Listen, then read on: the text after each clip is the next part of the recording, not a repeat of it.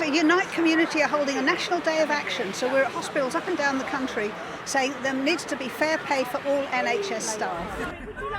I'm a Macmillan Cancer Support Worker. I work at Worthing Hospital in the Cancer Services Department, and I also spent 3.5 weeks on one of the wards at the height of the COVID pandemic.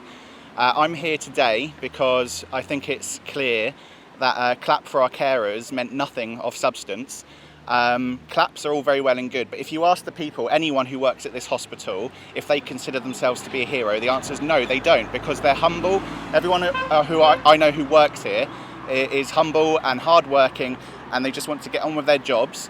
But I think the best way to thank them would be to give them a pay rise rather than sort of empty gestures such as clapping or whatever we had during the pandemic. Why 15% not free? Any government which is seeking popularity, and imagine this government does and needs it, would offer 50% automatically, you would think, as a sweetener, if you like, to make themselves more popular. But they're not even bothering to do that. They're just kicking health service people in the teeth. People who do work here but are on universal credit cannot afford a decent place to live. And so I'm here for them as much as I am for the members of my family and for the whole NHS community. I would really like them to get a decent deal.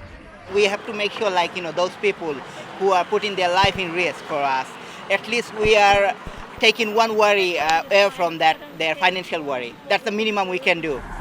I don't trust this government to look after our NHS, and I've seen some disturbing signs lately, in London, in Parliament, that lead me to believe that the Conservative Party are not the most astute custodians of our NHS. Love the NHS. If Johnson and Javid are serious about backing NHS workers who got us through the pandemic, then they need to put their money where their mouth is and offer a proper pay rise.